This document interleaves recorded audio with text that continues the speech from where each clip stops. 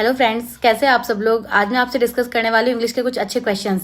तो ये जो सारे क्वेश्चंस मैं आपसे शेयर करने वाली हूँ ये प्रीवियस से पेपर्स में आ रखे हैं, तो आप ये वीडियो लास्ट तक जरूर देखिएगा, आपको हेल्प करेगा और कमेंट्स में बताइएगा कि आपको कैसा लगा।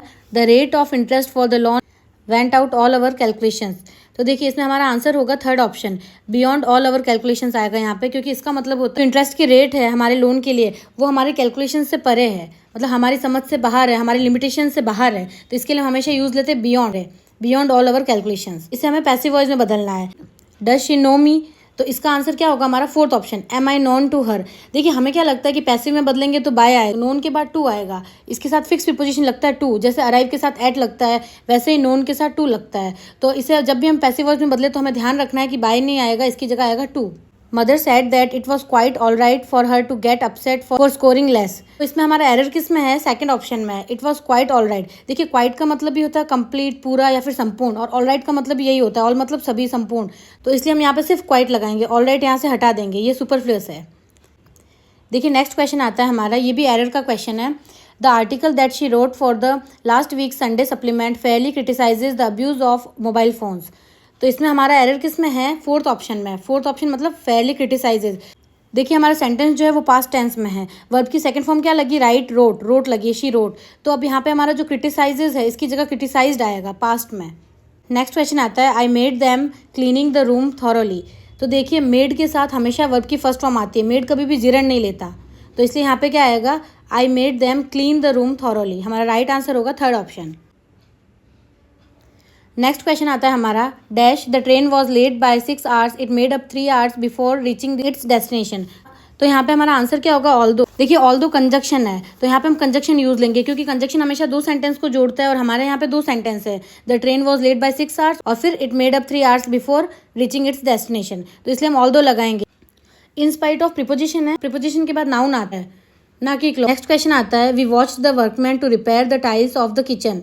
तो देखिए हमारा इसमें एरर किस में है, फोर्थ ऑप्शन में है, टू रिपेयर द टाइल्स, क्योंकि वॉच के बाद हमेशा वर्ब में आईएनजी आता है, वॉच हमेशा जिरन लेता है ना कि टू प्रीपोजिशन। नेक्स्ट क्वेश्चन आता है हमारा, as a result of various inventions during Victoria's reign travel and communication became better and improved sanitation techniques turn fill the streets in clean roads. देखिए इसमें हमारा राइट ऑप्शन कौन सा होगा, second option, turn fill the streets into clean roads. यहाँ पे turn क्यों आया, क्योंकि हमारा जो सेंटेंस है वो पास्ट टेंस में चल रहा है। देखिए आगे भी बिकेम वर्ब की सेकंड फॉर्म बिकेम यूज हुई है, तो यहाँ पर भी टर्न आएगा।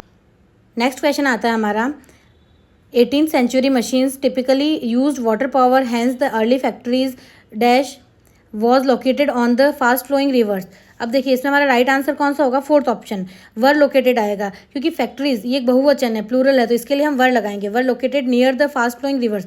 अब आप सोचेंगे कि दो ऑप्शन है, फर्स्ट ऑप्शन भी और फोर्थ भी है, लेकिन हमने फोर्थ ही क्यों चूज़ किया, क्योंकि जो फैक्ट्रीज है वो रिवर के पास में है, नियर द रिवर्स, पास में लोकेटेड है, ना कि रिवर के ऊपर। फर्स्ट ऑप्शन क्या कह रहा है, were located on the fast flowing rivers, तो ऑन नहीं आएगा, यहाँ पे नियर आएगा। नेक्स्ट क्वेश्चन आता है हमारा, doing short burst of high intensity exercise can be most effective to weight loss than moderate workouts. अब देखिए इसमें हमारा राइट आंसर कौन सा होगा, फोर्थ ऑप्शन, क्योंकि इसमें देखिए देन आया है, तो देन हमेशा कंपैरेटिव डिग्री के लिए लगता है, तो हम मोर लगाएंगे, मोर देन, ना कि मोस्ट। मोस्ट लगता है सुपरलेटिव डिग्री के लिए। कि आपको लगेगा कि फर्स्ट ऑप्शन में भी तो मोर है और फोर्थ में भी मोर है, तो हमने फोर्थ ऑप्शन ही क्यों चूज किया, क्योंकि इफेक्टिव के बाद फोर लगा, इफेक्टिव हमेशा फोर प्रीपोजिशन लेता है ना कि टू। फर्स्ट ऑप्शन में टू लगा रखा है, इसलिए हमारा रॉन्ग है, फोर्थ ऑप्शन राइट होगा, क्योंकि इसमें इफेक्टिव के बाद फोर प्रीपोजिशन लगा है। नेक्स्ट क्वेश्चन आता है हमारा, more than 25% of people admits they have not sent or received a hand written letter in the past decade.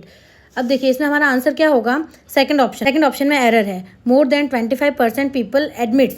देखिए पीपल हमेशा प्लूरल होता है, तो प्लूरल के साथ कभी वर्ब में एस या ईएस नहीं लगता, डायरेक्ट एडमिट आना चाहिए यहाँ पे, तो हम यहाँ पे क्या यूज लेंगे, पीपल एडमिट।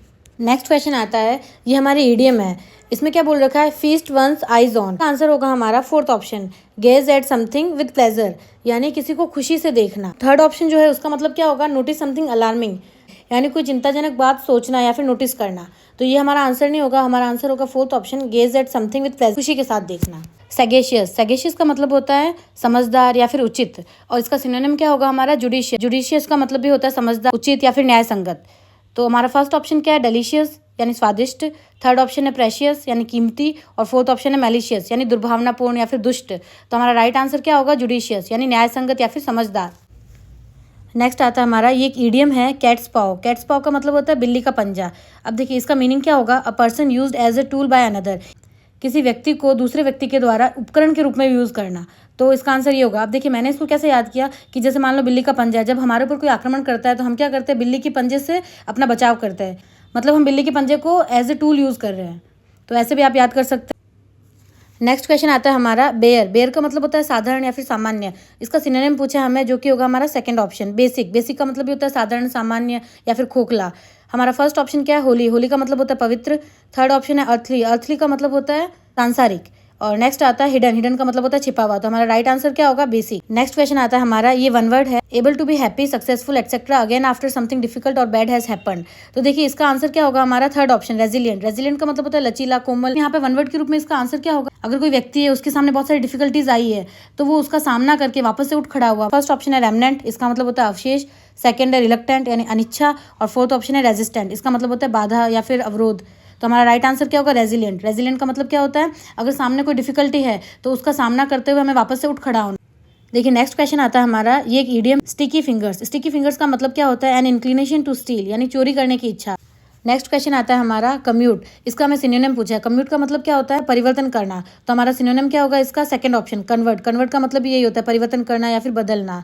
फर्स्ट ऑप्शन क्या है, कंडेंस। कंडेंस का मतलब होता है घना। थर्ड ऑप्शन है कंजर्व। कंजर्व का मतलब होता है संरक्षण करना। फोर्थ ऑप्शन है कंज्यूम। कंज्यूम का मतलब होता है खपत करना या फिर उपभोग करना। तो हमारा राइट आंसर क्या होगा, second option, convert. Next question आता है हमारा, सोबर। सोबर का मतलब होता है शांत, और हमें पूछा है इसका एंटोनिम। तो हमारा आंसर क्या होगा, थर्ड ऑप्शन, ड्रंक। ड्रंक का मतलब होता है शराबी या फिर अस्थिर। और फर्स्ट ऑप्शन क्या है, स्ट्रेट। स्ट्रेट का मतलब होता है सीधा एकदम। सेकंड ऑप्शन है काम। काम का मतलब ये होता है शांत। और फोर्थ ऑप्शन है अनवेल। अनवेल का मतलब होता है अस्वस्थ। तो हमारा राइट आंसर क्या होगा, ड्रंक। देखिए चारों ऑप्शन में से स्टार्टिंग के जो दो ऑप्शन है, फर्स्ट और सेकंड, ये दोनों पॉजिटिव है। काम यानी शांत, स्ट्रेट यानी भी सीधा। थर्ड और फोर्थ जो ऑप्शन है वो दोनों नेगेटिव है, एक है शराबी और एक है अस्वस्थ। अब क्वेश्चन हमें क्या पूछ रखा है, सोबर। सोबर का मतलब होता है शांत और संयमी। तो हम इसका राइट ऑप्शन कौन सा चूज करेंगे, थर्ड ऑप्शन, ड्रंक। ड्रंक का मतलब होता है शराबी। एक इंसान संयमी है या फिर सीधा है तो इसका अपोजिट क्या होगा, शराबी या फिर अस्थिर, अस्थायी।